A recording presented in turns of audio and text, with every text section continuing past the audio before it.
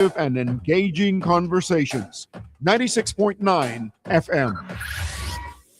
The views and opinions of the hosts and guests are their own and do not necessarily reflect the views of the management and staff of Guardian Radio. Yeah, it's time to empower, educate, and encourage your women to motivate you through whatever you've been going through. We can talk about it. We ain't passing no judgment. So don't be ashamed. It's all the same. Stay in your lane. Your lane. It's whatever your real life looks like. Stay in your lane. Come out the dark and don't be ashamed. Your lane. Let's have a conversation on what we face every day. Tune into your lane talk show.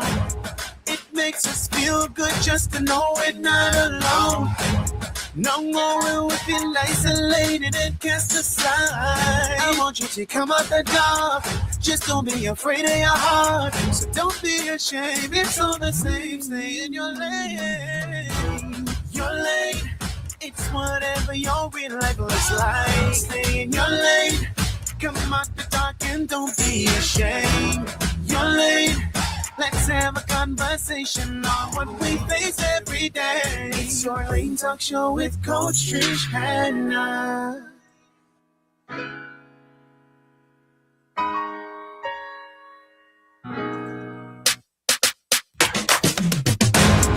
Hello, hello, hello. Welcome everyone to Your Lane Talk Show. This is your favorite coach on a good Sunday afternoon, Coach Trish Hannah, broadcasting live in Nassau, Bahamas on Guardian 96.9 FM dial. I am so excited about today's show. Y'all don't understand. I'm just so excited. But before I even get all that hype, for those who are joining us for the first time, welcome, welcome, welcome. Your Lane Talk Show's mission is to educate, encourage, and empower women of all ages in spirit, soul, and body. But of course, we always welcome our men to tune in and chime in as well. Men, you're always welcome. In fact, you're so welcome that this show is dedicated to you. All right, Your Lane Talk Show is a faith-based show, but we are also real, we're relevant, and we're relatable. All right. And so we discuss topics that you would normally not hear on the pulpit on a Sunday. However, what I love about this show is that whatever questions that you may have that you can't answer on a Sunday or a Saturday, depending on how you or when you worship, you can actually call in, you can text, you can send in your information via WhatsApp, via Facebook and YouTube to whatever question you may have, or just your responses. And our guests are more than likely are delighted to answer you. Last week's episode was 175. Renew Your Mind, Change Your Life with my guest, El Sophia. All right. The show was for those who knew that God was calling them higher, but felt stuck because of insecurities, because of doubts, because of fear, and overthinking. That's something that we tend to have a lot, right? The reason why people are limited, we discussed, is because of their belief system, their mindset. They are bound by their mindset. And of course, if you want to know how to be set free from those mind-binding spirits, so to speak, fear, insecurities, doubts, overthinking, etc., you can tune into the show. That's episode 175. You can find that show on YouTube, Coach Trish Hannah. All right. You'll see it. Your Lane with Coach Trish Hannah, episode 175. Okay. And when you are there, please like and subscribe. So today, on today's show, we are continuing a conversation that began back in May with our Mother's Day special, Women in Uniform, Mothers at Heart. Excuse me. Let me just make sure that y'all can see my guests when it's time to introduce them. All right. So our Father's Day special, of course, is similar to that. That episode featured remarkable women from the Royal Bahamas Police Force, Royal Bahamas Defence Force, and the Bahamas Department of Correctional Services. And these women shared what it was like to balance the demands of serving our nation while raising their children. It was a delight having them on the show. And of course, the response was so overwhelming.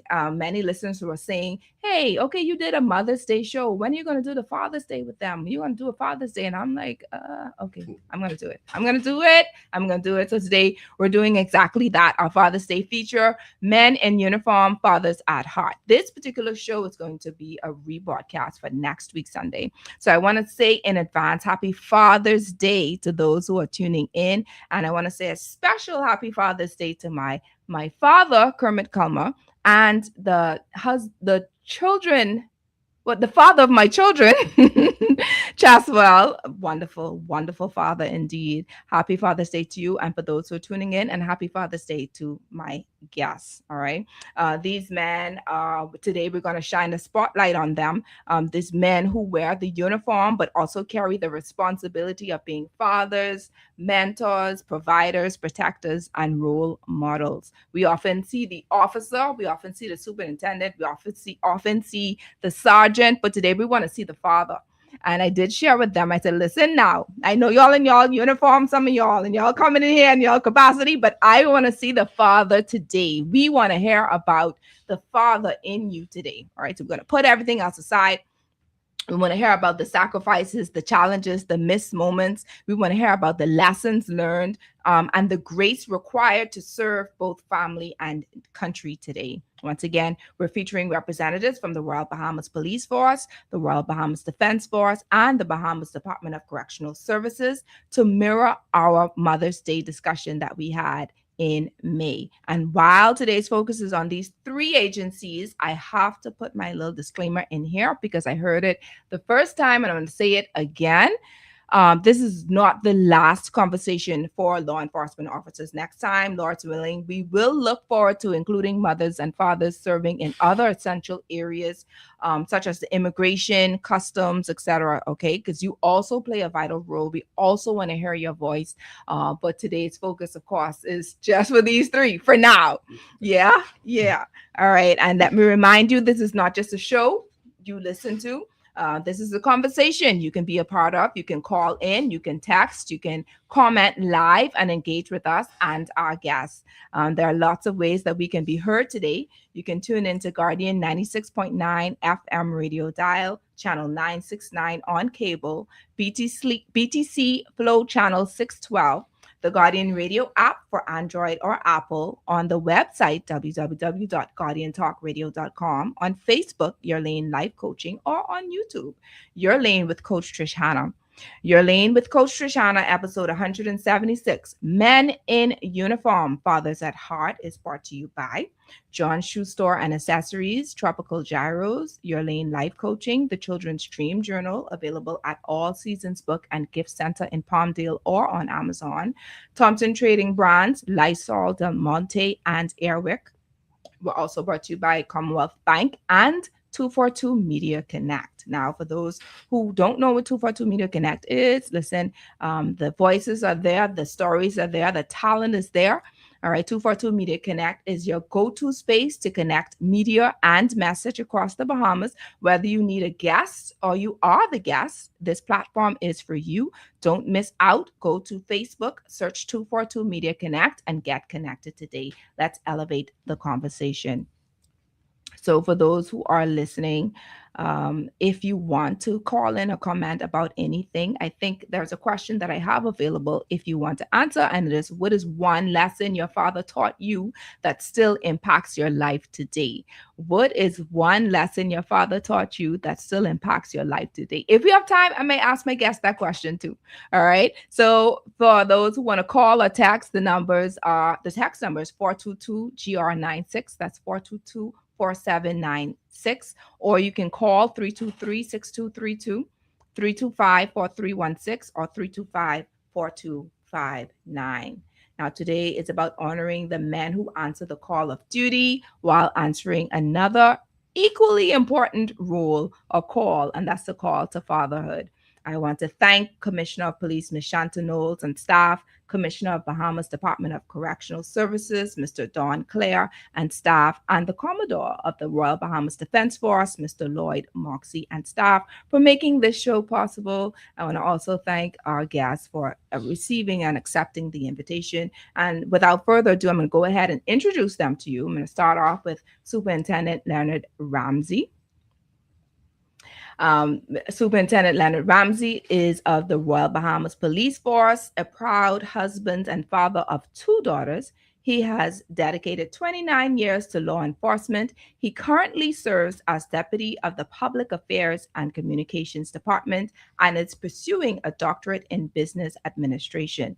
Superintendent Ramsey is passionate about family and believes that fathers are the foundation of strong families and communities. We have our next guest from the Royal Bahamas Defence Force is Captain Shawn Adderley, a husband, father of 2, attorney, ordained minister, and career military officer with 34 years of service. He currently serves as staff officer of legal affairs and has represented the Bahamas both regionally and internationally throughout his distinguished career. His commitment to service, leadership, faith, and family has earned him numerous awards and commendations. And finally, our third guest is Reverend Angelo Rolle of the Bahamas Department of Correctional Services. An ordained minister, corrections sergeant, and assistant chaplain, he is responsible for managing maximum security operations while providing spiritual guidance and support. Married to his wife Samoon for 19 years, Reverend Rolle is a devoted family man who is passionate about faith, service, and helping others reach their God-given potential. Welcome to Your Lane Talk Show, gentlemen. And once again, happy Father's Day to you in advance. Thank you so much. Thank you. Thank you. I'm excited. I'm going to start with Superintendent Leonard only because, yes, I may be a little biased today, and that's okay. All right, from the Royal Bahamas Police Force. Sir, how are you? I'm great. It's happy to be here. That's good. It's happy. I'm happy to have you on board. And as a police officer, you spend your career protecting the public. And how has becoming a father changed the way you view your responsibility to protect? Well, it's not easy. Let me first say that. What I've learned over the years is that after working for 8+ hours, you have to delete. Once you leave work, you have to delete. You cannot take of scene during the day back home. You have to adjust back as you reach to your house door and adjust back to the father that your kids know you to be. And I guess set aside that military or semi-military conduct and make the adjustment. So as far as protecting, do you find yourself to be overprotective because of what you've seen on the streets? Yes. My oldest daughter, she is an adult now. And every morning I get up 4 a.m. to prepare the crime brief for the media. And you see the reports. We know what happens in our country. And every day she gets a stern warning. Maybe she's listening now. I sometimes send the crime brief to her. That's just she could be cognizant of the fact that you don't just go park up to the beach. You don't do this or that. You have to be careful. You have to be aware of your surroundings at all times. Before you reach home, you need to look in your rear view mirror to see if anyone is following you. Contact home, let us know you're coming home. And sometimes she's maybe tired of me repeating it over and over again. But I understand. Like, I have to consistently do it because she may tend to forget and get too comfortable. You know, as you were speaking, I thought about having a show for police officers or law enforcement officers' children. I'm about to have one of those because I'm wondering if my children feel the same way as far as being overprotective. But you understand why. I understand. And as their father would understand what he's seen or what he sees, on a day-to-day basis, definitely you would want to ensure that your children don't fall prey to what is being. I don't want it to be not to enjoy her life or be fearful. Right. But I wanted to be cognizant that it's a reality. Things do happen. And being responsible. Being responsible. Yeah. Know what friends to have, where to go, and, come home in a reasonable time. Have you ever been, I love that. Have you ever been in a situation where you felt, hey, the demands of my job is a bit too much for me when it comes to, your family? For me, I'll say Over the years, I'll say no.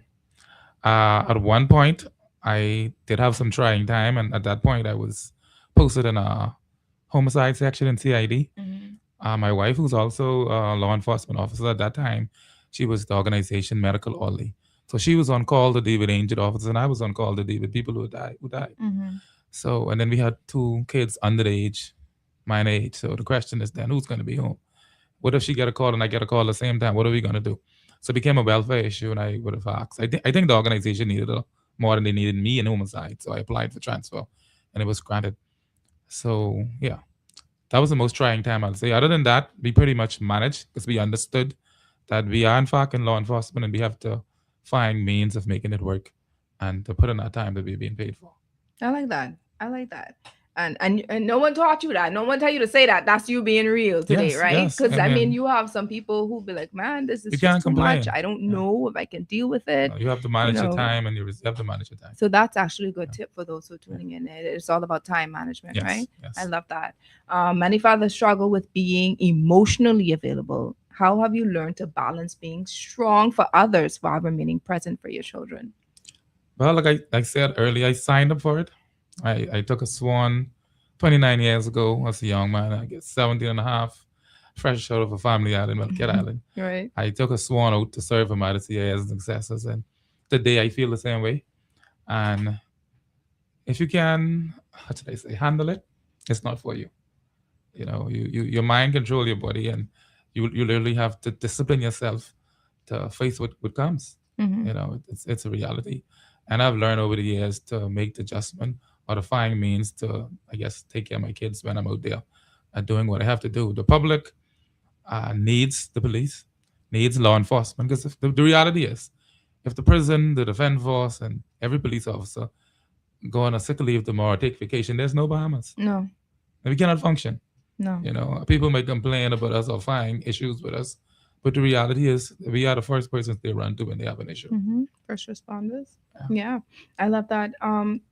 I love the fact that going back to balance, going back to understanding what balance is, going back to understanding that there's an hierarchy, Yes. there's a blueprint when it comes to God and family, right? So if you were to speak to those who are in law enforcement regarding their role as father, yet balancing how they are or how they should show up as whatever law enforcement agency they find themselves in, what advice would you give as far as someone who has a home, they have their wife, they have their children, regarding balance? What does that look like? Well, for me, I think no father is perfect, but I think there's a father above all of us, our Heavenly Father, who's in fact perfect. Mhm. I think initially a father or parents should first educate their children or direct them towards a Heavenly Father, teach them godly principles, Mm. so that in your absence, your home will be pretty much stable. And when you're out there protecting the public, your kids will have a better understanding of how to safeguard themselves. For example, whether you like it or not, my kids, I give them instructions. Mhm. You are not to open the door. Well, this is what I say to them. Have you ever seen Jesus Christ? My 10-year-old say, no, daddy. I say, okay. So that's the only person I want you to open this door for. No. And you've never seen him. So that means I have a key. If I ring the doorbell, you do not open the door. If you hear a voice that sounds like me, do not open the door. And if you come to the door and you ring the doorbell, and they will look at you and they will not open the door, because that's the way they're trained. Mm. So in my absence, I feel pretty much safe that they know what they're doing at home. When I'm at work, I maybe call and check on them, or my wife will call and check on them. But what I'll say to my colleagues out there is that you have to instill godly principle in your children first and foremost, Mhm. because the child need to understand who they are, who created them, and their purpose here, so that they can know where they are going. Because we all make bad choices in life, but Mhm. like from a biblical perspective, a child learn where they live, and if you train a child in the right way, in the fear and admonition of the Lord, he or she will not depart from it. No matter how old they get, they will stay in Mhm. line. And for me, like I said, growing up in Ireland, that was standardized. So I'm transferring that into my kids, because if if I can turn out like this, I think they can turn out better also, or better than I did. I love that. I love that. You want to ensure that your children are better off than you, Yes, right? yes, Right. That's true leadership, actually. yes. All right. So let me ask you then, sir. When your children speak about you years from now, what is one thing you hope they will always remember about their father? I'm Well, gonna ask each of you that I question. think that I think they will always see me as a disciplinarian. Mm. Uh, if nothing else, I don't condone wrongdoing. I don't care how much I love them. If they're wrong, they're wrong. I believe in standing for what is right, and no matter what it costs. Mhm. I think they'll remember me as a disciplinarian. Sometimes they don't like to be disciplined, and maybe don't like the way I do it. Mhm. But I think that's what they remember me for. Uh, and I'm always there. They cannot say that their dad was not always. I'm always there. I love that. You're present. I'm present. I When love I'm that. not at work, I'm home. I am not a person. Well, I don't. While I might have male friends or whatever, I'm not the person who hang out. You're not gonna see me nowhere. I maybe go Not to the in the food. No, clubs, playing no. dominoes after work. Those days are past. Mm. This year I'll be completing 20 years of marriage. I maybe in a year time, I find myself maybe what I consider to be uh, that type of lifestyle, maybe once a year, but just Cadal and Regatta. Mhm. Other than that, I'm from work home, and for all those hours, I'm always there with them. You know. All right. Well, thank you so much for that. I'm going to come back to you, but I want to make sure I get everyone covered first because this could be long. So we're gonna thank you for that. We're gonna now turn this over to Reverend Angelo Rolle. All right, he's from the Bahamas Department of Correctional Services, and of course, Sir Reverend Rolle, working in corrections exposes you to the consequences of many life choices. Right? How has that influenced the way you guide and mentor your children? Well, when I look at my occupation, the career that God has entrusted in me, and I would like to say a happy Father's Day Mm-hmm. to my commissioner, Mr. Don Clare, and all of the officers and civilian staff at the Bahamas Department of Correctional Services who go out and do a yeoman's job every single day, Mm-hmm. not knowing when or if they will ever return back to their family. I want to wish you a happy Father's Day.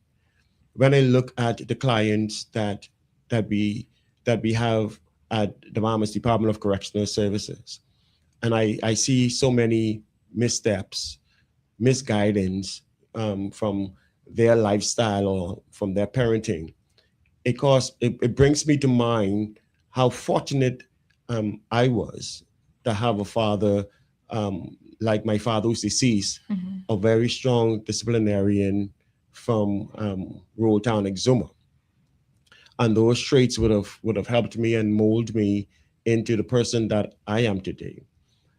My journey into the Bahamas Department of Correctional Services is not one that I settled to have on the onset of my life. Mm-hmm. It has been guided, and so when I look at the opportunities that I have and all of the other correctional officers may have to help mold and shape and guide those who may went afar of the law, Mm-hmm. and even to see the mistakes that they would have made, it brings us to recollection or to mind to help us to understand how fortunate we are. Mm-hmm. One, to probably come from a family background, to have parenting that steered us in the right direction. Two, to not be a victim of the society in which we would have grown up in. Because for me, I grew up in a very violent community in Red Line Acre Soul Road area, where drug drug dealing and gang activity, prostitution, all of those were prevalent in my days, Mm-hmm. to the point where I even dabble in it as a young teenager. Mm-hmm. That's how influential that community was. And to know that I see so many young men who were not so fortunate to make it out the ghetto, to make it out of those volatile areas. I thank God every day, Amen. because I empathize with most of them and say, that could have been me in C4. That could have been me in D1. That could have been me in maximum security as an inmate. Yeah. had it not been for God and good fatherly and motherly parenting, that could have been me incarcerated, because I made mistakes in my life, you know, and I believe that all of us have sinned and fallen short of his glory, the glory of God. And so I count my blessings every day. I thank God for good guidance, good leadership, and so fortunate. Unfortunately, those who are incarcerated did not get the break Right. that I was afforded. Well, I'm grateful that you got the break, because now you are able to help others and mentor others along the way. Even in seeing that, even in seeing those who are in what you call it, C1 and all those other, right? Honestly, like, how has that helped you with the way that you raise your children? It helps me tremendously, because I can have two birds eye view. One, I lived in the community. I lived the life, and secondly, I see the ramification of one falling prey to that lifestyle with those who are incarcerated. I see young men sentenced because of crime they would have committed to 50 years, 56 years, 60 years, double life sentence, 10 years. All of these are time wasted and away from their loved ones, you know. And let me hasten to say that even as law enforcement officers, Royal Bahamas Police Force, Defence Force, correctional officers, we are not doing shifts alone. Our families do the shift with us. Yeah. So I want to really highlight our family for putting up with all of the long hours, the nights that we are not home, that we are safeguarding our country, our beloved country, the Bahamas that we love. And so when I see young men deprived from the comfort of laying in their own bed, being able to go places as a free man, all of that was taken away from them. And I could relate that to my son. And I tell him, listen, and just as superintendent said, I am a strong disciplinarian, because I think I'm almost an addict. Yeah, because it's out of love, because I don't want to see my son. I get it. I want you to share. I want you to share that. Go ahead. I don't want to have to walk the cell block and see him in a cell. And so therefore, I let him know all of the privileges that he has now afforded to him, his freedom to go where he please, to wear what he wants to wear, to eat what you want to eat, to have a cool drink out the refrigerator. These luxuries can be taken away from you if you hang with the wrong crowd. This is what you tell him. Yes. Yeah. You may not be bad, but the people that you hang out with may have bad intention, or the person who might be after your friend who you're with, or potentially hangs with. If they can't get you, if they can't get him, they get you. Yeah. And so I let him know all of the jail stories or whatever have you, in terms of why and how persons may have gone afoul, and other persons may have been harmed because of their negligence, or because of association that they may have hanged with them. And many persons who are incarcerated are there because they hang out with the wrong crowd. Yeah. Yeah, I love that. And that actually answers my question with, like, what are your conversations when dealing? You only have one child? Two children, right? Do you have a son and a daughter? Well, they man and woman now. That's all right, because at some point, based on what I've read, you've been in this for a little while. True. So they have grown up in this while you were a corrections officer. Yes. So in that, some of the conversations you said to him, but what are some of the conversations you said to your daughter? Regarding, hey, I don't want you to make these decisions. What about, the type of company that she kept, etc. So what did those conversations look like? Let me help someone out there in radio land. When I met my wife, I met my wife with a 6-year-old and a 9-year-old. The son was 6 and the daughter was 9. And when my wife and I got married, and just as superintendent, I'll be celebrating 20 years of marital bliss. All right. On the 8th of July. Okay. And so I met my wife, thank you so much, with 2 children. and coming in as the stepfather, I already had that disciplinarian mindset because I watched my father parented his children, and he was a strong disciplinarian. And so coming from that military background as well, I would often try to watch what they listen to or hear, or things that they are reading, companies that they are keeping. If they are secret friends, my wife and we would always want to know, who is it that you're hanging with? What are their character traits? And stuff like that. And we would warn them of keeping or hanging out with bad company and the damage that it can bring to their lives or to her life. And so we were very dogmatic on that consciousness to them, to let them know that whatever company you hang out with, that is what your character trait or behavioral pattern will follow after. And so that was one of the things that we instilled in both of them. It reminds me of the scripture that says, do not be deceived. Evil character corrupts good morals. Good company, good morals. So it's that evil company corrupts good character. Yes. Yeah. So I said that correctly. So it's like, yes, you may think that you are the leader, and you could just do whatever you want to do and nobody can influence you, but you be around them long enough. You can start flying like them, or you can start perking like a chicken like them. You have a choice, and so that is important for those who are tuning in. It's imperative, fathers and of course mothers who are tuning in, to ensure that your children are aware of the company that they keep.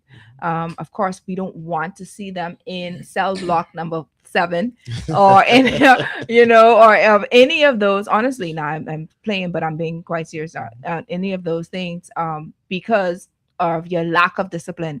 And so far I've been hearing discipline is the word of the day, which is vital, because you have a lot of parents who believe in just purchasing items for their children and just letting them do whatever they want to do. We see that in churches, we see that in the airports, we see that in different stores, where the children just say whatever they want to say and just have tantrums on the ground, and the fathers be like, come, let's go, and pick them up, right? And so it's very rare to find these days men who understand the importance of discipline, and most importantly, men who understand the importance of being present. Of course. So we are going to take a break real quick, and after a break we'll be able to hear from our captain. I can't wait to hear what he has to say regarding this. But before, I didn't ask that question. The question real quick that I want to ask you, Reverend Rolle, is when your children look back on your life, what is one thing you hope they will always remember about their father? Oh, that he was a strong disciplinarian. He was very watchful of everything that we did, everything that we say, and even down to the clothing that we wear. And so I believe that whenever you step out, you represent who your parents are. It shows you're brought up see. And so therefore, whenever either one of my children step out the house, I want them to be able to step up with good morals, good manners and respect that will take them through the world as it did for me. If you hadn't said that you were a stepfather, no one would have known, because you started off talking so about my children.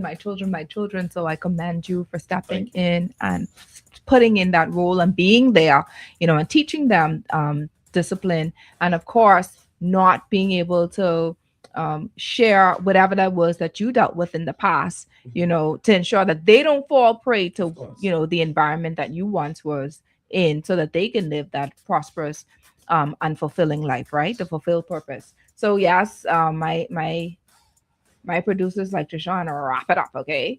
All right. So we're going to wrap it up according to him. And right after that, we'll hear from our captain. Stay tuned.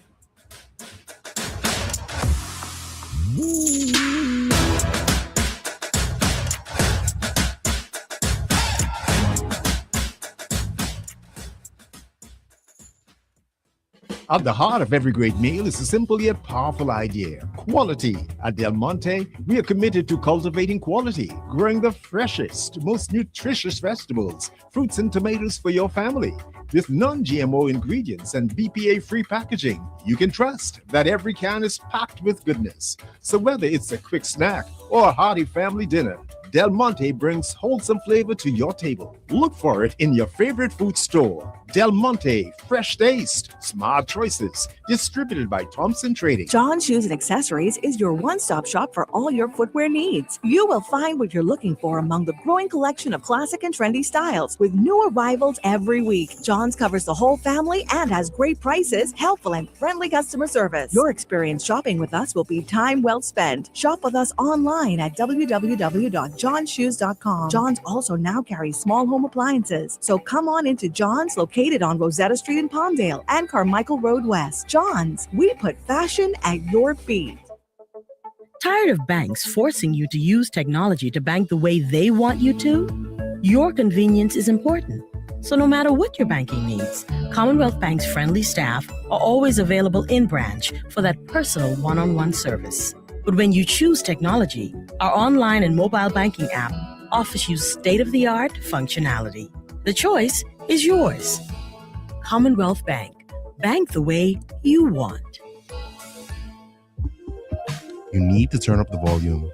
This message is for you. Where are you in your dream business? Have you published your book as yet? Do you feel fulfilled in life? Need help with time management? Or perhaps a breakthrough in your marriage? I believe we can help. At Your Lane Life Coaching, our professional team will help you discover what you really want and take you from where you are to your desired outcome in your life or marriage. Fulfilling your goals is important to us. Call us today at 376-8689 or visit our website at www.yourlanelifecoaching.com. Your Lane Life Coaching, discovering pathways to progress.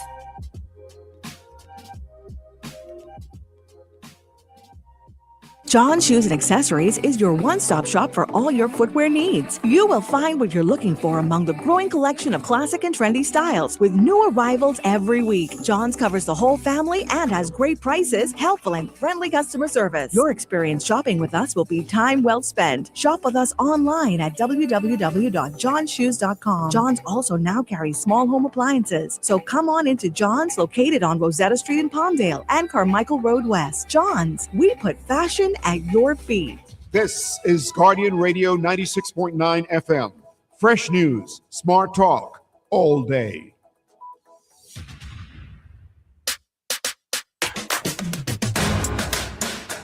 Hello, welcome back to Your Lane Talk Show with your coach Trish. This is episode 176, Men in Uniform, Fathers at Heart, where we have with us Superintendent Leonard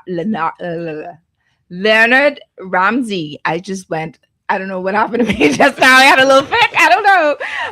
Reverend Angelo Rolle, he's a correction sergeant, and we have Captain Shawn L. Adderley. All right, from the Royal Bahamas Defence Force. Superintendent Leonard Ramsey is from the Royal Bahamas Police Force. Okay, and so we were basically talking about, for those who are just tuning in, the word for the day that we've heard just thus far is discipline. Okay, where we heard about, this is what we need to do as fathers to ensure that our children don't fall prey to the things that we do on a normal basis, which is trying to, protect our country from the criminals out there doing things that they shouldn't, right? Speaking of which, there's someone that posted on Facebook that says, my daughter's friend, a good kid, ended up in jail just because someone gave him a ride and they ended up robbing someone. See that? That company is a serious thing. So when we are praying for our children, we pray for their friends too. Sure. That's vital, right? And then someone else says, it takes a real man to be a bonus dad. Kudos to you on that. That's actually true, because a lot of men, even the ones who, I'll take a call. Just tell them, give me 1 second. Who are the biological fathers? There are men who run away from those responsibilities, right? So that's commendable. So let's just take this call real quick before we go to Captain Adderley. Your Lane Talk Show. Good afternoon. Good afternoon, Coach. How are you? Well, thanks. How are you? And happy early Father's Day to the 3 real men that you have in there today. Yes, sir. Thank you, sir. I missed the police presentation. I changed my clothes from church. But the gentleman from the prison, Yes, sir. He stunned me just like he stunned you because he talking with his two children, and then come to find out that they're more of his adopted kids, and he sound like he loved them like they come out of his loins. You could hear that. Yeah. He sound strong, man. Brother, I deem you a alpha male man. Thank you, sir. Appreciate You're it. a man. I deem you. But I say he had to be a reverend or somebody from one of them islands. Like Auckland's Crooked Island. I'm Like a Nasuvian, but my father is from Roll Town, Exuma. Exuma people is good people. Yes. Roll, you're Roll? Yes, sir. I am. Yeah. I married to a Roll from Black Point. Oh, there you go. You're a good man. Yeah, but what I want to say to you, sir, I commend you because I really thought that was your biological son. No. So when you married their mom, if you don't mind telling me, how old were they? Jason, my son, he was 6 years of age, and the daughter, she was 9 years of age. So when I married the mother, I married them.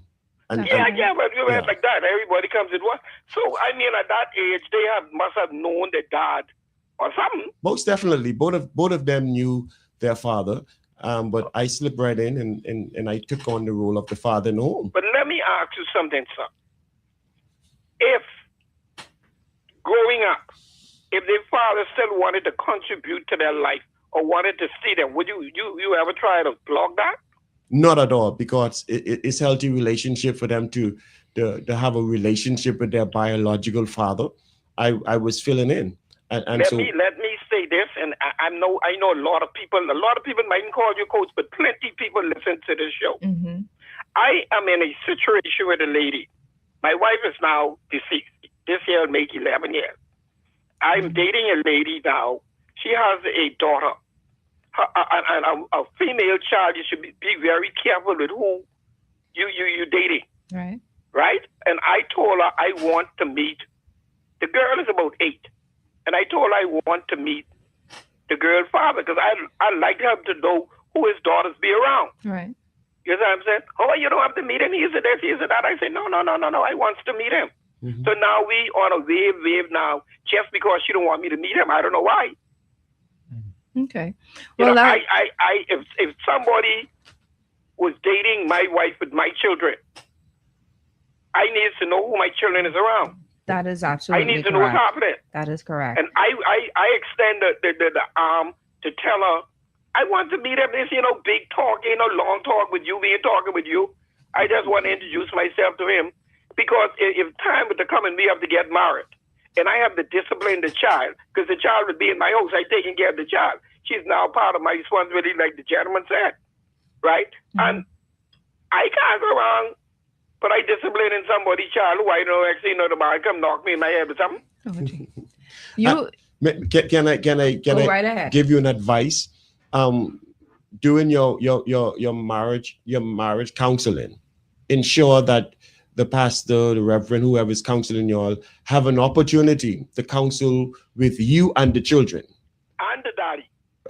Hey, there can be different segments, but it's very... Yeah, but I'm saying I wouldn't want to take the children in with me and the mommy and their father. But I'd like to have a conversation Most with definitely. the mother, me, and the child's father. It's healthy for you to have a rapport with him, a conversation with him, so that he can feel at ease to know who his children will be living with or his child will be living with, and for you to know that to try to foster that relationship or to strengthen it with the father and the children. So when you come in the marital home, that he won't feel no way unseemly with having you there as the father in the home. Thank you so much, caller, for tuning in, and thank you for calling. And honestly, you did make some vital points as far as ensuring that we have another call, ensuring that our fathers or stepfathers get an understanding of who the children are. The children have understanding who they are, and of course, their biological father. I believe that communication is vital, for both parties, and it's healthy. Yes. Okay. Let me see if I can take another call real quick. Your Lane Talk Show with Coach Trish Hannah. Good afternoon. Yes, good afternoon, Trish Hannah. The Good first time afternoon. calling the show is very unusual for me to call on Sunday because I just happen to be in my shop on Sunday. But for me, all of those scenarios you guys are talking about, I've been in all of them throughout my life versus a stepdad, et cetera, et cetera. But I'm trying to be natural and sincere as how it felt because I had experienced it, okay? Okay. So when it relates to discipline a stepdaughter, right? I've had my daughter call me from Andros, right? I wouldn't say which part. And so she was a good age, like she was able to, maybe from anywhere from 10 to 18, 14. So she called me and talk about her stepdaddy, discipline, et cetera, et cetera. And she was crying, okay? And so it didn't bother, it didn't feel good for me. It was distant. It had me feeling down, and so I was glad that I wasn't there. And so I always made a joke to her about a jet ski, but I don't want to say what they say. But that's not for me as a father, right? Me, and I have stepdaughters, and I ain't disciplining them. That's what they daddy to do. I just me. So even as it relates to scenarios that I was in, as the gentleman talk about knowing who the dad is if you have a stepchild, that's great, right? But for me, I've been in an exposure where sometimes these young girls will accuse you of things, and it's not you, and it's maybe another sibling or something. I've seen these things. And so for me, I just keep my distance. I ain't worrying with no one. My children, my natural child is where's love at. Now, you have some scenarios where you could grow up a stepchild and they could appreciate you. And so, I still do the same thing, like that, spend money on them, give them money, show them this and that. But I ain't disciplining them. I just there to be there for them. If I have to, like go to the graduate, do whatever I have to do. Show them love. But I ain't disciplining them. And I didn't want to really get too close to them because I telling you now, me personally, I don't feel good hugging no man child who's a woman, a little girl growing up. I just keep my distance and then I stop all the little affection, really, truly, to safeguard myself. That's me. I know that's not anybody else. That's how you hang up and listen, yeah. I want to say a few things, but I don't want to stray from today's topic. And I get it because this is the Father's Day show. And I understand. I want to thank you for calling and thank you for tuning in. I'm going to ask Reverend Adderley Reverend Rolle to share briefly, because we still have to go to Captain Adderley, your response from this caller, and then we're going to move on. And caller, to be honest with you, you have given me another idea. We're going to talk about step parents. All right. That's a wonderful show as far as knowing, should I discipline? Should I not discipline? Should I show affection? Should I not show affection? What are my boundaries or my what is it that I am capable of doing? My limitations as a stepfather or stepmother. We're going to have a show like that. And I would love to have Reverend Rolle on that show with us. All right. To talk a little bit more about that. But let me just ask your opinion on that real quick, please. Sure. I'll be delighted to come back and be a part of that show. To the gentleman's call and question. For me, what I would have done, I sat down with my children's father, biological fathers, especially the son, and whatever issues I may have had with him growing up, I called the father in, or the next best thing, I called his grandfather, and we sat down with my wife in our living room, and we discussed the issues pertaining to him. And so that rapport, that communication was open. And so but if someone got burned before, I could understand the withdrawal of the affection, and it's understandable. But I would like to advocate or to promote the stepfather to have a communication with the biological father, because you would want to have some level of consent from the father once they see your approach, once they understand and come to a realization that their children is going to be in the care of you within the home. And I would have been given the okay. Listen, Angelo, do what you got to do with him. You want the best for him. I want the best for him, and so you have my consent to do whatever type of discipline. It was never no spanking or whatever, just being forceful in my position. Time to come in, what you should watch, what you should listen to, company you should keep. So I safeguarded him in that vein.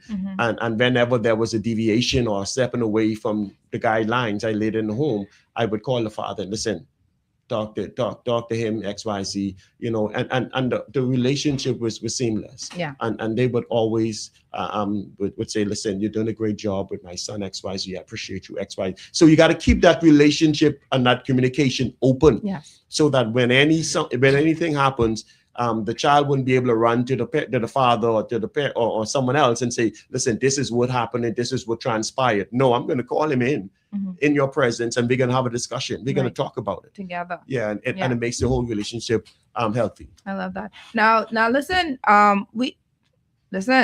okay, someone says, even sometimes when they grow big and will tell you ain't their daddy biologically. Okay, so we ain't straying, and I can't go. And that's fine.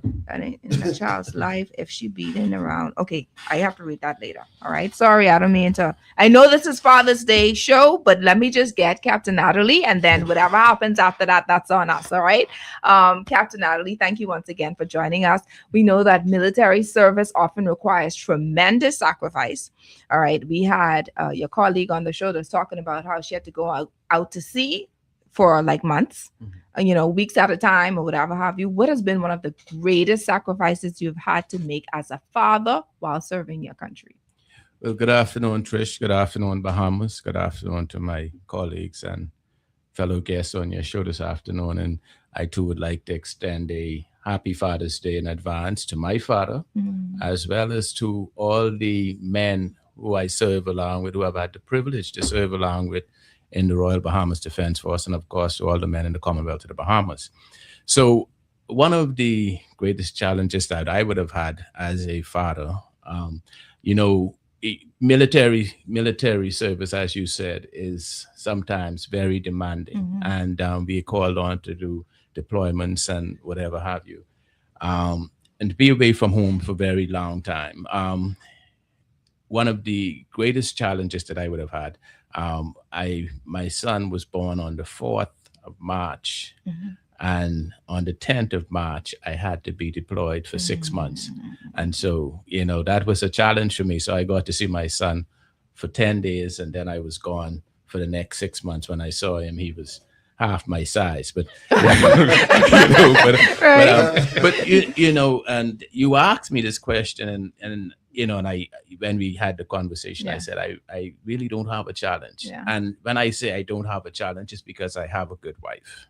My wife has always been there to support me. She is also in law enforcement. And so she has always been there to support me. She understands the demands of military service. And, a lot of persons do not understand that when you hire Shawn Adderley, or you hire Mr. Ramsey, or you hire Mr. Rolle, but then you get the entire family that comes along with that.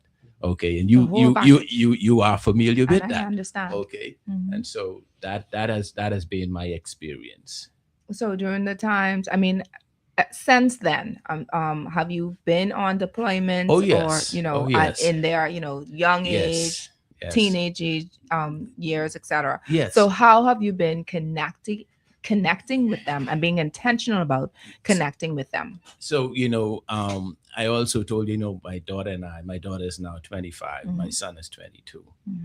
My daughter said to me, Daddy, you miss a lot of my birthdays and all that, and of course I was like, boy, that ain't the way I remember it, but that's a story. So that's our life. That's a life.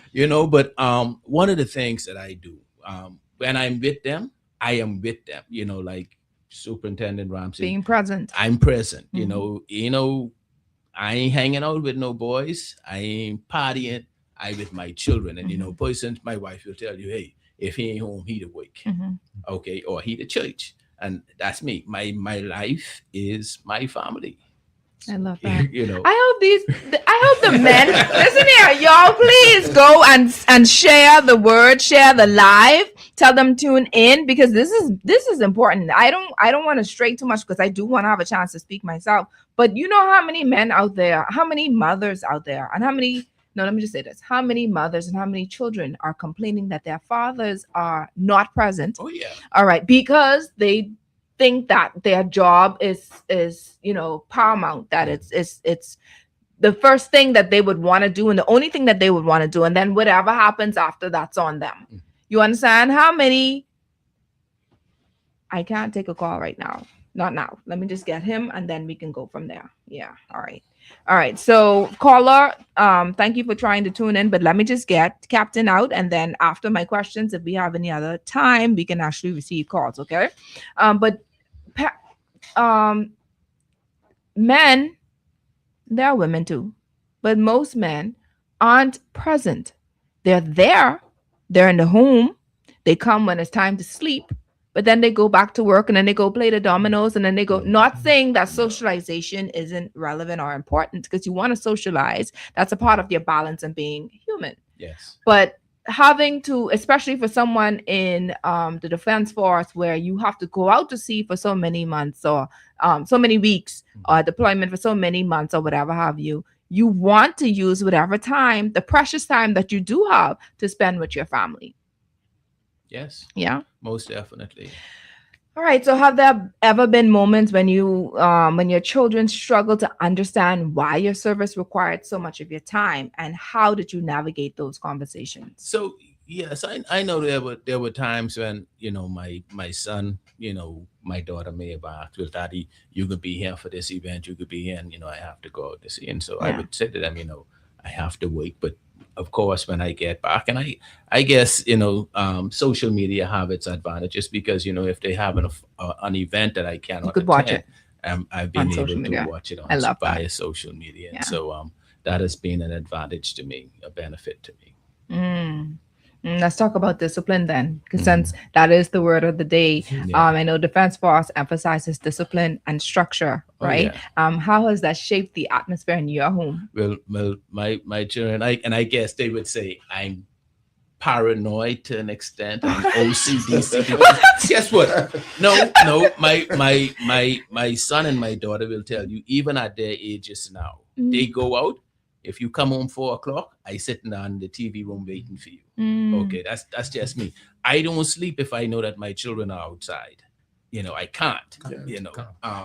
In terms of discipline, they will tell you, Daddy got a heavy hand when he ready. What? Oh yeah. I love them to death. I love my children to death, but I love them to death. So right. Pun intended. So if when I got a discipline, or whenever my children would have gotten out of hand and I had to discipline. But I discipline in love. Yeah, of course. And what is the most rewarding part then, as you do discipline in love? What is the most rewarding part for you as a father, despite the challenges that come with serving in uniform? Well, for me, one of the most rewarding things, I don't take it lightly. I have never had to go into a police station for any of my children. My daughter never had a problem. My son never had a problem. And they've always given me good results in school. My son just completed his university studies. My daughter but she is now back doing her master's. And so, I'm thankful. I had an opportunity to visit with some less fortunate young men just a few days ago. And I said to them, in their situation, in their condition, I see my son, I see my nephews, and so my children could have been where they are, but thanks be to God that I have not had that experience. And of course, I'm going to ask you the question: when your children look back on your life, what is one thing you hope they will always remember about their father? That he loved them. I want them to remember that I love them. I love that. All right, so now let's get down to the deep questions. I have 3 now, and ask y'all individually. So I'm going to ask y'all some questions. Now I'm not going to be that bad, but I want to talk about the way that you mentor, or if you do mentor, those outside of your home. Okay, you have, as an officer, you may see men on boys on the streets. Is this something that you do? Do you find ways to go and, father those men as a Defense Force officer? Is that something that you have an opportunity to do? As a corrections officer, you see these men in jail, you see them in cell block number 7 or every day, right? So how has mentorship been for you? If you were doing that, have you been called to do that? Do you feel as if your job is a part of ministry? So let me ask Superintendent first. Well, where I'm working now, I don't have that direct contact with the public. But what I will say, when I was at the divisional or station level, I'll give you a quick story about an incident. Go ahead. I was working at Cable Beach Police Station some years ago, and there was a young man that I brought into custody for stealing from vehicles. He would have broken into maybe about 20-something cars in Western New Providence. And I sat him down and just trying to find out why he was doing what he was doing. And then he told me his story. He had about 4 or 5 kids who needed to eat. And he tried to, because of his past record, he tried to apply for jobs, and once he get a police record, that was it. No one want to hire you with his record. So he did plead guilty. He went to prison. I said, when you come to prison, come back to Gilbert Beach Police Station and see me. And because of working in law enforcement, I get to know a lot of business owners. Yeah. And I got him a job at a gas station. He got the job, and while working at the gas station, I said, if this is not sufficient for you to do, try to do something else. I said, why don't you, with your first or second salary, phone cards was then selling on the side of the streets. He purchased a stack of phone cards and he started selling phone cards. And years later, I saw him. He's doing very well. So for me, that was some form of gratification. And most of the young men that I tried to mentor during my tenure, maybe family members, and I've seen them change over the years and acquire different personal assets for themselves. Because myself, I honestly didn't have a father figure. And I have decided with myself, I'm going to be the best father that I can be. Yeah. And I've seen some of my own family members who maybe have a father, but the things that I've learned from being in policing, no one have taught them. So I've sat them down, taught them, and I've seen them accomplish things faster than older men in my family because they listen. So it's a lot of men that want someone to talk to. And I honestly can say that if Sarge or Rev here, he can confirm this. I really believe that there are any men, or very few men, that come to the prison to check on their kids. You're right. They're just females. Are you serious? Whenever persons are arrested in custody, only women come to the station or girlfriends. Yeah. There's one incident years ago, and I learned from this incident. I was working at Central Police Station. I was a young officer. And this young man, something what you said a while ago, keeping bad company. I think there was a Burger King at the foot of the bridge years ago. And he, along with these other 2 chaps, robbed Burger King. He was pretty much green and immature, so he got caught. They brought him at Central Station, and his father came there. From his appearance, I could tell that he was some, I guess, big-time person in society. And he said, officer, I just want to see my son. I want to ask him one simple question. So I went into the cell block. I took his son out. I can look at him, see he's a gentleman young boy who maybe went to private school, clean cut. Brought him into our charge room. And his father said, son, I want to ask you one question. Did I do my job as a father? He said, yes, daddy. Did I send you to the best school? Yes, daddy. So why did you do what you did? He's keeping bad. He said, okay. He said, just how you got into the problem, you get out of it. Thank you, officers. Have a good day. And he left the station. Now, to be honest with you, I am that kind of person too. If I have, I know you don't believe me, I'm a disciplinarian. If I have done all I can to raise you properly, I've educated you, you're now off age, and you choose to make your own decision, you have to stand on your 2 legs. And when he left that station, I learned from that example. And I said to myself, and I always tell my oldest daughter now, because a younger one, and if she's listening, I keep saying it over and over again, me and my wife have taught you well. If the police ever stop you, you have no reason to tell no lies, tell them the truth. If you do something wrong, it wasn't your fault, I will stand by you.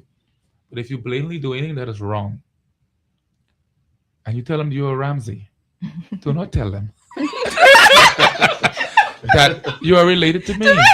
Because I have a standard. Do not tell them that you're related to me. I said, because if you tell them that, because of who I am, and most officers know me, I'm pretty much popular.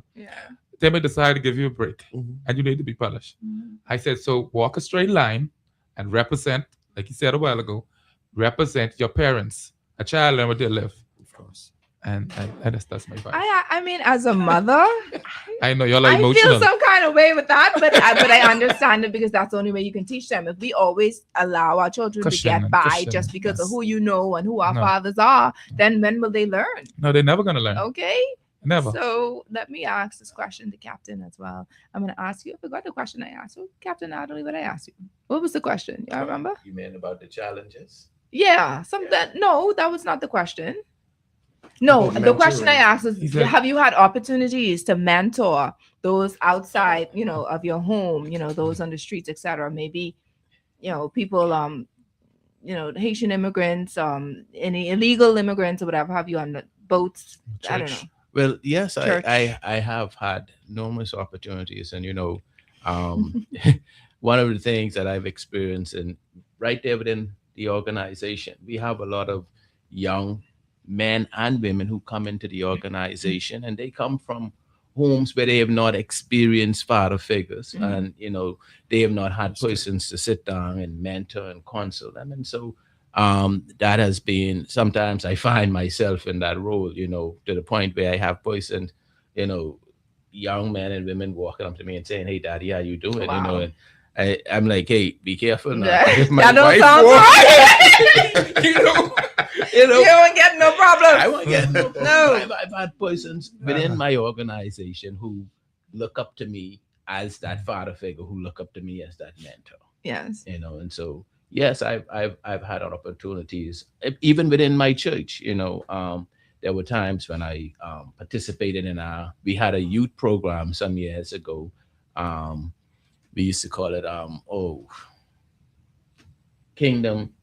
It was for young boys. It was a group that we started within our church, Kingdom Troops, and I was one of the leaders in it. And today I see some of the young men who were part of that, and they still look up to me and hey, Reverend, do you remember when you all used to have us back down there in the back of the church, and you all used to be carrying us down by the base and all that, but and we, because of where my church is situated, we often find too that we have a lot of persons from the inner city who come there and they need that guidance, that direction. And so I've had that opportunity. I love that. I love the fact that people can remember, because they say children don't really remember what you say. They do. You make them feel. They remember how you make them feel. Yeah. The fact that you stood there and you helped and you assisted them with whatever issues they may be facing as a mentor.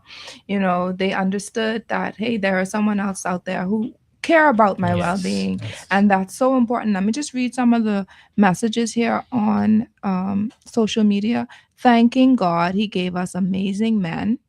Someone says the topic step parenting is an important topic to cover. Yes, Mom, I'll ensure to cover that, God's willing. Someone says we still have great men in the Bahamas. Someone says mentorship is vital in this country. Young people need good father figures. And I'm going to say their last name is Ramsey, but I'm sure you would know. The person says, trust me, Leonard Ramsey is not lying. Zero tolerance for foolishness. Okay? So, of course, it got to be either your daughter or your wife. But, okay, they letting you know, zero tolerance. No. But if you look at, if you're watching on Facebook, you won't be able to see a really good picture of them, right? But if you look at these men, they look so innocent, to be honest with you. They look like they could harm a fly. They can't harm a fly, but they're disciplinarians in their very own ways, and especially in their homes, and which is vital because that's what we need, right? But I'm going to talk a little bit about that later. So let me ask Reverend Rolle to share. Of course, you're a chaplain, so you have that opportunity basically every day of your life. So can you share at least one episode where your mentorship has been impactful for that individual? You've seen them on the straight and narrow, their ways of change, etc., based on what you have done. Wow. By God's grace. I had the privilege to serve as the district youth director for the Church of God, Bahamas, for 11 churches, various different boys club. But that's neither here or there. As we speak about the Bahamas Department of Correctional Services, if I may say that every correctional officer wears multiple hats in terms of providing various and variety of a menu of different services to our residents, whom most of them are fatherless or never knew their father. And so for me, wow, the stories are numerous. I mentor every day in terms of counseling, teaching, anger management, course, whatever. It's all myriad of different programs. But there was one individual who was under my mentorship within the chapel in maximum security, and he was a smoker. He had plaits. I get them rough. I like them rough, and what people who the officers don't want, I say, give me them to work the rejected ones. Those are the ones that I want. Right. And so after being around me some months, he came in the chapel and he cut his hair. I say, you cut your hair off? He say, yeah, chap. He say, listen, man. He say, this is the first outward sign I want everyone to see, especially you, that there's an inward change that is taking place within me. And he said, furthermore, I don't smoke marijuana no more. And he said, as you know, you never discriminate. Hey, I stopped smoking. I stopped smoking because I am taking heed to what you have been conveying to me, and that really touched me deeply. To know that out of the 1,000, out of the one came back, like the one leper came back from the 10 and said thank you. And so I've had many stories like that, but that one, because I would have seen the transformation in his life, and I am thankful for being in the position to mentor. Anytime I walk into maximum security and the inmates see me, they say, "Have no fear. The chaplain's here." I was like, me? And so that's a slogan that they recite, and it makes me feel as if what I'm doing is worthwhile and it's resonating with them. And so I'm privileged to be a correctional officer. Listen to me. I don't mean to cut you off, but the wives reach. I gotta read. But this is a good thing because Shawn, they're bigging up their men. All right. So of course, as I've stated before, the name that I used was Jolita Ramsey, and she had to make known for those who are tuning in that this is the wife. All right, the wife is speaking here. I have a good. What did she say about?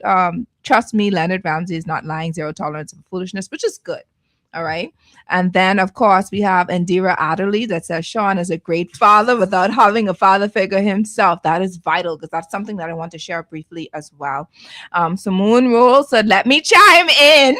Angelo Rolle, great man who loves without limits, who has a passion for his work, family, and most importantly, God. Love him so much. There's nothing like coming here and like the Bahamian vernacular, biting up your gum. Right, that's what they say on the streets. But it's nothing like coming here and bragging about this is what I do for my country. This is what I do for outside of my home, etc. Or you may try to stretch the truth about how you are in your home. But when you have your wife that can actually come and support what it is that you're saying, that shows great credibility. And so I want to thank you even to the wives who are tuning in and supporting their husbands on this show. Okay, and of course, in closing, for you all, I want to ask, what is one piece of advice you would give to fathers serving in their various capacities as a law enforcement officer, police officer, defense force officer, correctional officer, who may be trying to balance duty and family? All right. So what advice would you give them on the start with Superintendent? But I'll say to my colleagues out there, find time for your children. I know a lot of them have time for all kind of extracurricular stuff that, in my opinion, maybe meaningful. And I'll tell you why you should find time for them. You're not getting any younger. You're getting older. And a lot of older people wondering now why they end up in old folks' home.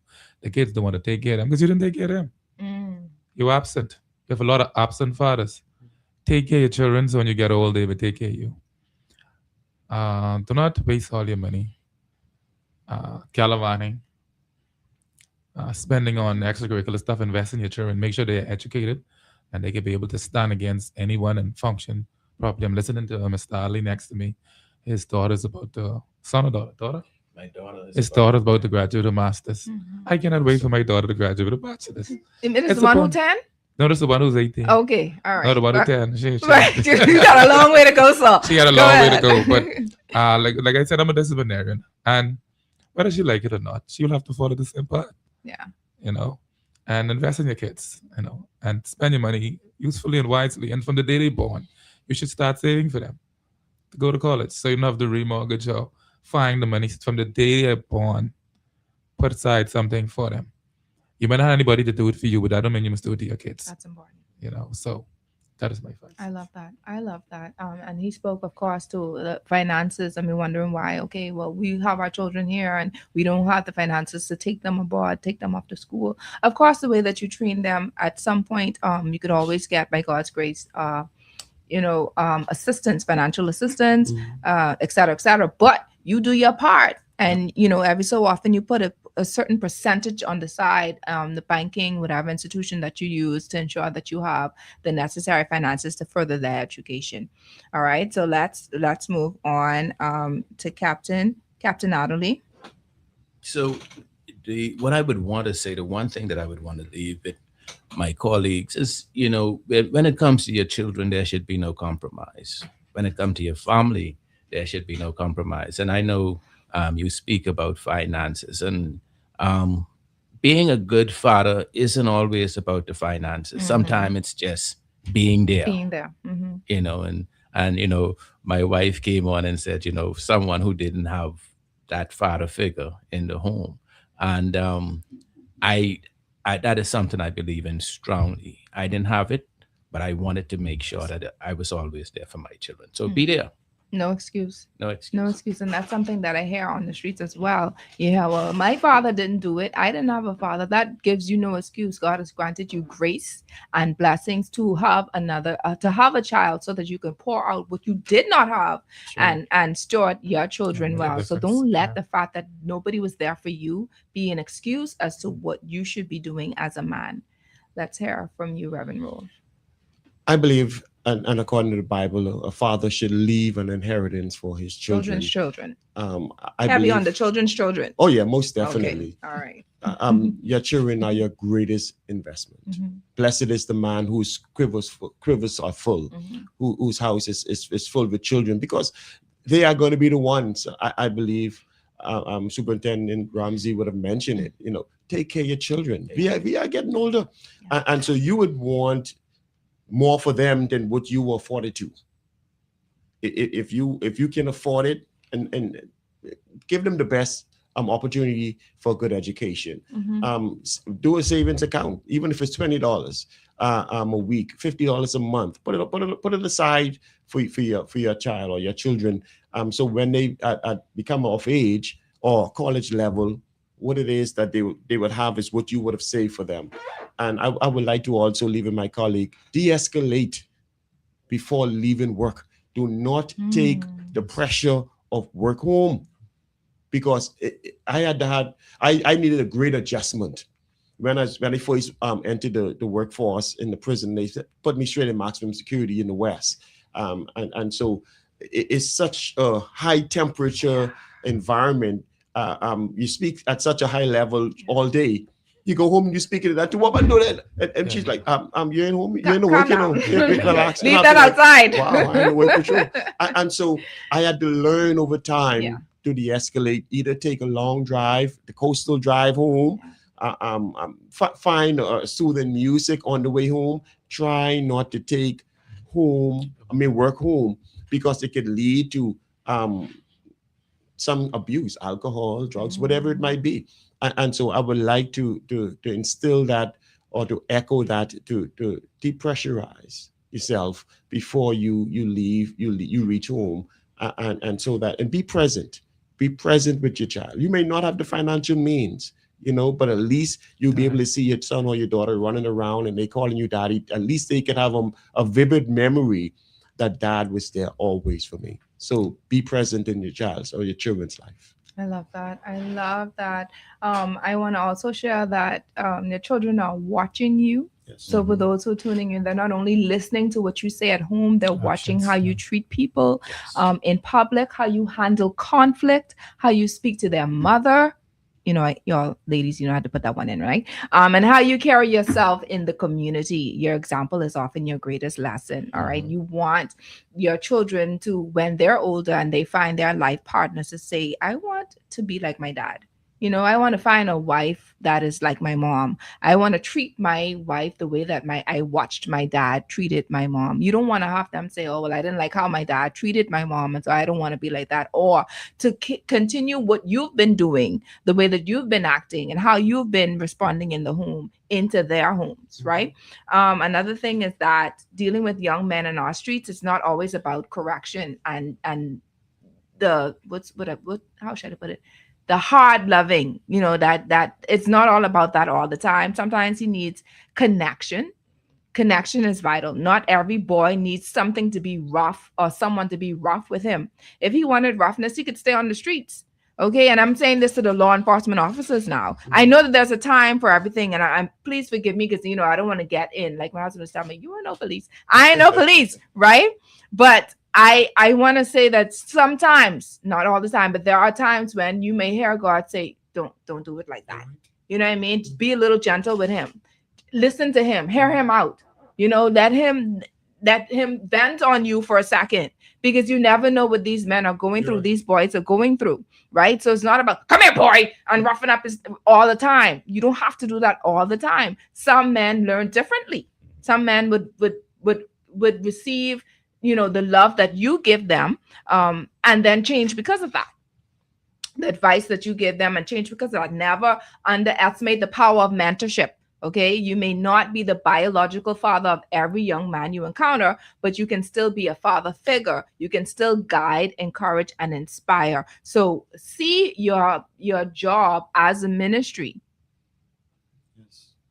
That may sound a bit off for those who may think otherwise, because you're like, hey, this is not a ministry, just my job. This is what I do. It's my 9 to 5. But see it as a ministry, especially for those who know Christ and know the love of Christ, especially for those who haven't had a father figure in their lives. How would you feel, or how did you feel during that time? Who was there for you? Who changed you? Who helped you? Who was there for you? Who mentored you when your biological father wasn't there? Can you make the difference in that person's life? Yeah. And there may be men that you may never, ever see them ever again in life, but you imparted or deposited a seed for them. That's why I call it a ministry, because you sow, somebody else water, and God gives the increase. Yes. Yeah. And then, of course, my final thing is remember that fatherhood is bigger than providing financially. I think Captain Adderley said that, or a Reverend Rolle also said that. It's about being there and being present, as Superintendent Ramsey stated in his initial response. Okay, and then specifically, we understand that God gave us a hierarchy. As I've stated earlier, he gave us a blueprint of being, well, for you all, being father figures in the home, which means it's him, it's your wife, your children, and then your job. Okay, and then everything else follows, the ministries, everything else after that. Now, if I'm wrong, let me know, because I see y'all giving me the eye. Okay, and that's how it should be. So when we understand that hierarchy, when we understand that blueprint, then are we able to deal with our children in our homes? So we don't have to necessarily worry about them being on cell block. I can stick on the cell block number 5. Okay, and then my final point, because I said that's the final, but I have to say this is very important. Don't be afraid to ask for wisdom. Firstly, from God. Ask God to teach you how to be a father, especially if you know that you didn't have that at home, or if you did have it at home and you realize that it didn't really necessarily work for you. Ask him for wisdom. Okay, this is a new set. This is the seed that you have allowed me to steward, whether it be biologically or, by stepfather, stepmother, whomever. Well, stepfather. Okay. Ask for wisdom. This is how this individual is. Let's say you have 3 children, like how my family has 3 children. Each one of them are different in their own ways. They love differently. They receive love differently. So how do I deal with this particular child when this one is a little bit more sensitive than the other, when this one is more a little bossy than the other, or whatever have you? How do I deal with discipline and disciplining them? Because once again, the way that you discipline this one, the other person may feel as if you don't love them at all. You think you're doing a good job, but they're thinking otherwise. They're harboring resentment from their father because of the way that you discipline them. So who would know them better than you? Their Heavenly Father, the creator of heaven and earth. And then don't be afraid to ask for help from your colleagues. Hey, I see the way that your son is brought up, husband, you brought them up. I see the way that your daughter lives, and the fact that, they're doing so well. They just received their master's. How did you do it? Are we so prideful that we can't ask for help? That's a Selah moment. Because, men and when they have power, that pride is a serious thing. Very serious. Is it okay to ask for help from your colleague? Can you do that? Yes. Are you less of a man if you just ask for help? Yes, ma'am. Guidance? Whew, today was good. So that's me. That's what I wanted to say. Now that there are listen here, this text messaging thing been blowing up. I did promise that if you want to call, we have a few minutes. If you want to make a call and the conversation is based, or your question or statement is based on today's show and what we're referring to, you can give us a call at 323-6232, 325-4316, or 325-4259. All right. Let me first of all read some of these inputs on Facebook. Questions to the officer: why do you think males are not joining the great law enforcement department? I'm not certain if I want them to answer that today. That will be on another call. Y'all know Mrs. Ramsey said Leonard Ramsey is a great husband, father, and provider, loyal to his profession and great mentor to both men and women. He calls our girls aorta and vena cava. I am the heart pump. That's the heart. The Okay, yes, I got that after. And then someone says, amen to the desecration before leaving work. It is a must. Okay. All right. So let me go to the text. Not always, but it's true. I say this: we don't need effeminate men mentoring our children. Mentoring a stepdaughter and stepson are totally different. I spoke only a stepdaughter as a stepfather. I don't understand that, but okay. All right. So once again, we are going to have a show like that. All right. So your comments, of course, we accept them and we will ensure that they have been read, or you can call in when we have that show about step parenting. Okay. So we have 5 minutes left. Gentlemen, is there anything else that you want to share? Anything else anyone you want to give a shout out to before we close? Well, if I may, Yes, I just want to say special thanks to Commander Defense Force Commodore Floyd Moxie for consenting to me being here today. And I should have said that at the start, but I just want to say thanks. And once again, happy Father's Day to all the men of the Royal Bahamas Defence Force. Absolutely. And I too would like to say thanks to my esteemed commissioner, Shanta Emily Knowles, for selecting me. I was elated. It's a very large volume of men across the Bahamas, and to choose me was a bonus. And I too would like to extend Happy Father's Day to the fathers from the salty lake of Great Inagua to the pine forests of Grand Bahama. Happy Father's Day to all of you, and may God continue to bless you going out and coming in. Amen. I am blessed to have a great commissioner, Mr. Don Clare, a great deputy commissioner, Ms. Bernadette Thompson Murray, and a great head chaplain at the Right Honorable William Thompson. And I want to echo million thanks to my commissioner for allowing me to be here on this show to represent the fine institution of the Bahamas Department of Correctional Services, and to wish every single father on the compound, civilian and officer, a happy Father's Day, and to all of the men in the Commonwealth of the Bahamas, and to my lovely sunshine out there. Behind every good man, there's a good woman. On the side of, sir. Oh, yeah, most definitely. Okay. And so I want to just say thank you for her support over the years, supporting me in my career. Yes, thank you so much. I appreciate that. I know your heart is there. But I have to represent the woman down. Most definitely. Okay, yes. On the side of every good man is a good woman. Praise the Lord. Today's show, episode 176, Men in Uniform, Fathers at Heart, has been brought to you by John Shoe Store and Accessories, Tropical Gyros, Your Lane Life Coaching. Of course, for all your life coaching and relationship coaching needs, you can go to www.yourlanelifecoaching.com to schedule a free consultation. All right, we're also brought to you by the Children's Dream Journal, available now at All Seasons Book and Gift Center in Palmdale or on Amazon. For those who don't know what the Children's Dream Journal is, it's a journal where children between the ages of 3 to about 11 can go in, and whatever dreams that they may have, they may not be able to articulate it, they can draw it, they can write their dreams out if they can. And if they can't write yet, of course, the parents would ask the child, okay, what is it that you dreamt last night, etc. The parent will write on their behalf. And you have an opportunity to see or hear what your child or children may be experiencing during the night hours. It's a very, very imperative thing because, of course, the enemy tries to snatch everything and anything that he possibly can in our dreams. Everything is spiritual. Okay. And of course, God also imparts wisdom, strength, understanding, correction, prophetic things in our dreams as well, blessings, etc. So even when God shows who he is in our children's dreams, we're able to get that and hold on to it. Not only hold on to it, but pray over it until that comes into fruition. So we have the enemy who's trying to distort and steal, kill, and destroy, where we tear down, dismantle, disrupt those plans. And then we have God, where we accept what it is that he has concerning our children. So that book gives you an opportunity for the children to draw and write. And also we have some information in there for various symbols of the dream, so you can actually read it and pray about it and ask Holy Spirit, okay, this is what you're referring to, this is what this means, so you can interpret it. And of course, it gives you a better insight about what dreams are, where they come from, and the various types that is given to us as human beings. Okay.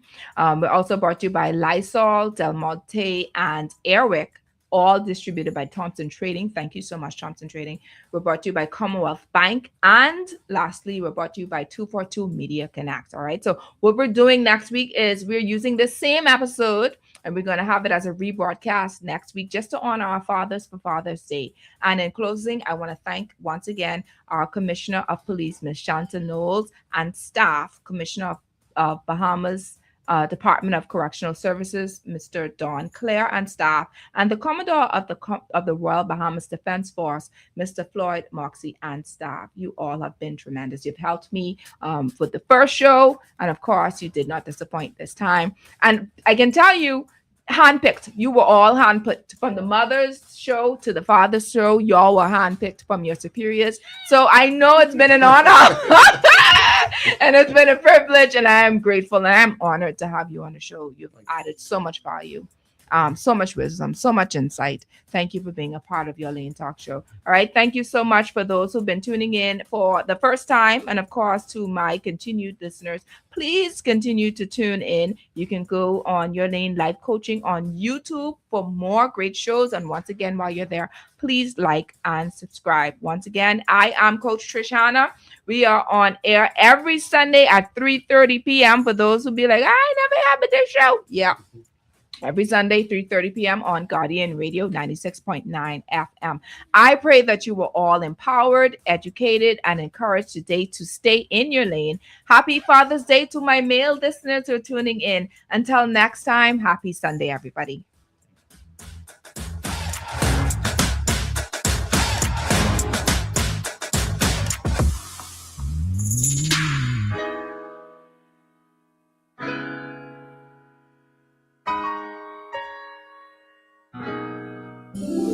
This holiday season, let Airwick fill your home with the mist of